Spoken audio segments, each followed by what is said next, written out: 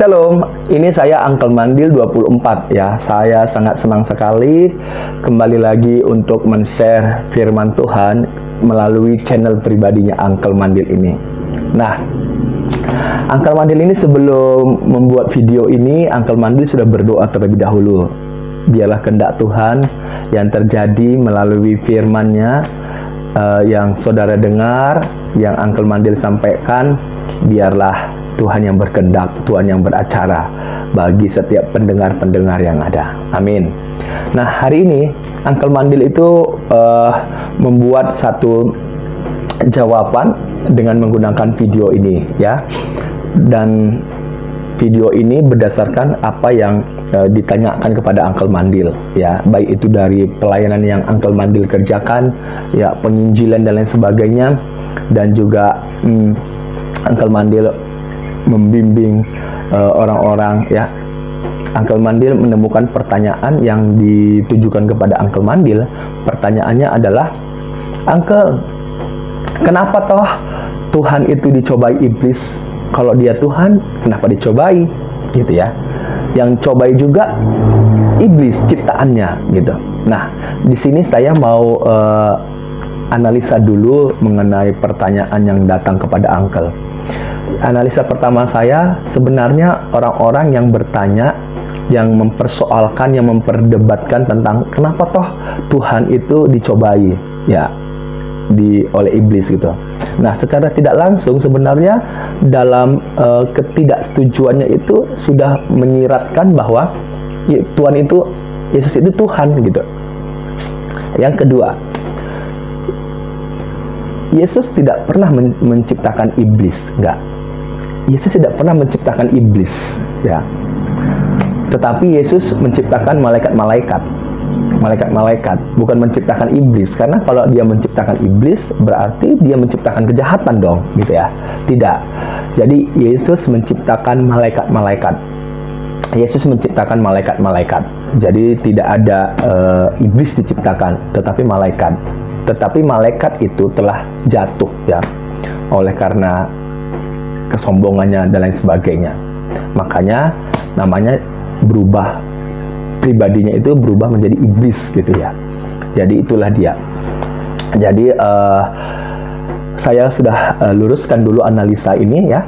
Kemudian saya mau ambil dari apa kata Alkitab ya. Saya menjawab berdasarkan apa kata Alkitab, bukan apa kata saya. Dan saya percaya Alkitab adalah final, yang saya tidak perlu lagi mencari kebenaran di mana-mana, sebab Alkitab adalah firman Allah. Alkitab adalah kebenaran itu. Jadi saya tidak perlu lagi cari, oh tunjukkanlah jalan. Tidak. Melalui Alkitab saya sudah menemukan kebenaran jalan itu. Ya. Dan saya mengambil dari Matius pasal yang keempat.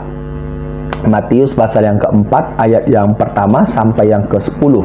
Ya, saya akan bacakan dulu ayat yang 1 sampai yang ke-10.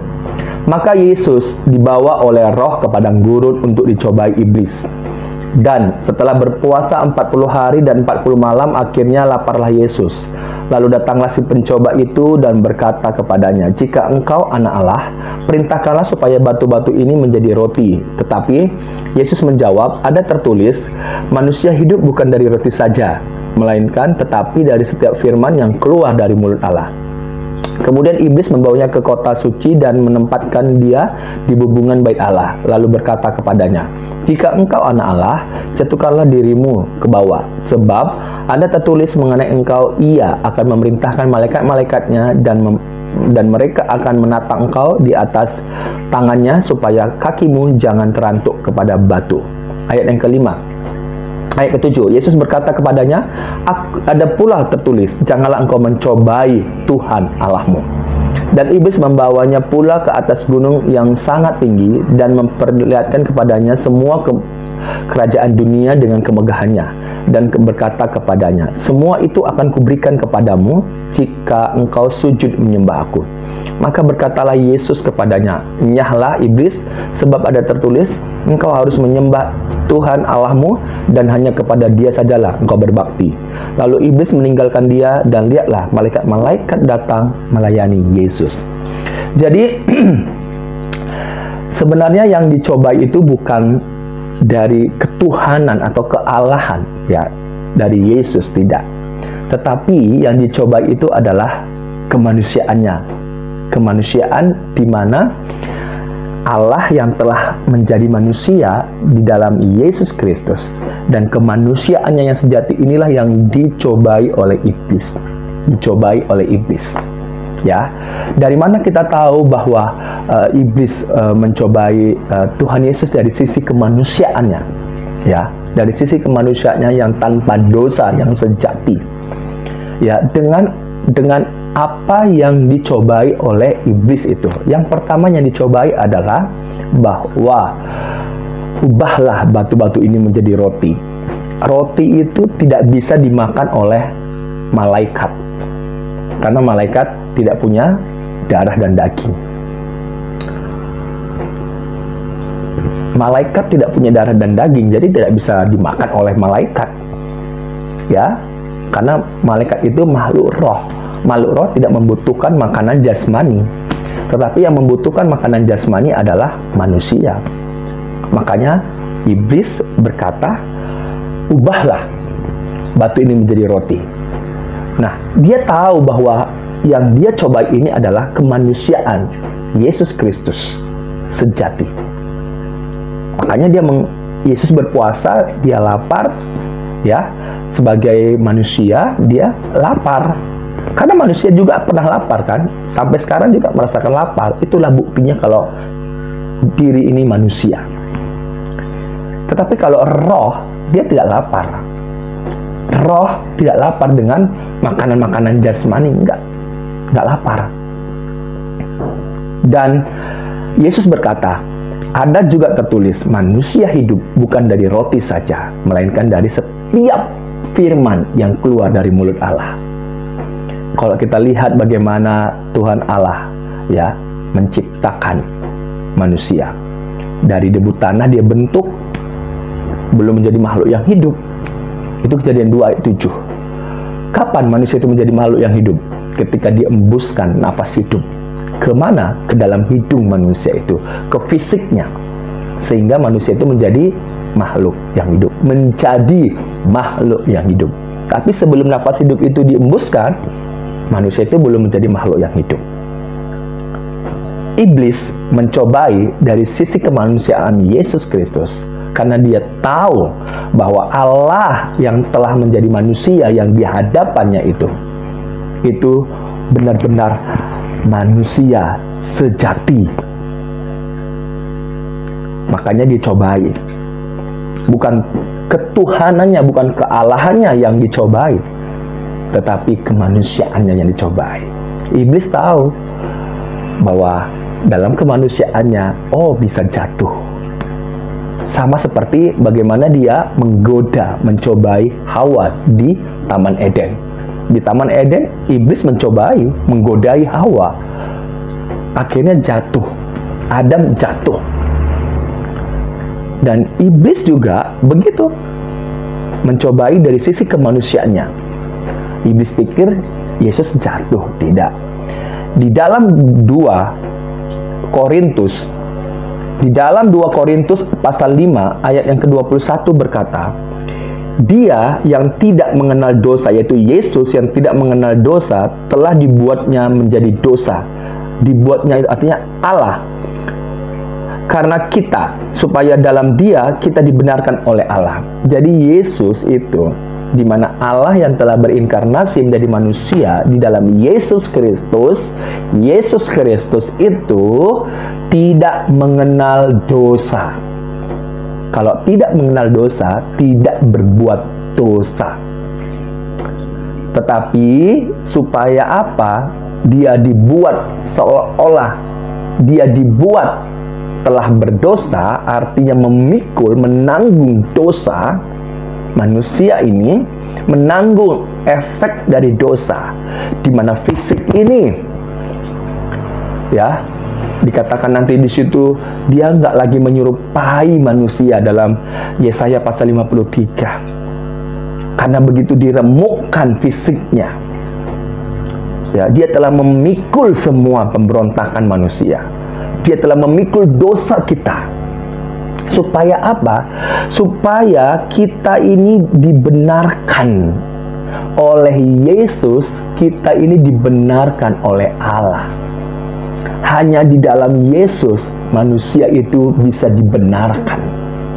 Di luar Yesus tidak bisa. Hanya Yesus alasan manusia itu dibenarkan oleh Allah. Luar biasa, ya. Dan apa yang dikatakan oleh Yesus pada waktu dia dicobai? Mulai dari ayat 1 sampai ayat 10 dalam Matius pasal yang keempat. Di ayat yang ke-10 dikatakan di situ, ya, saya akan bacakan. Ayat yang ke-10. Maka berkatalah Yesus kepadanya, "Nyahlah iblis, sebab ada tertulis, engkau harus menyembah Tuhan Allahmu, dan hanya kepada Dia sajalah engkau berbakti." Ayat ke-11.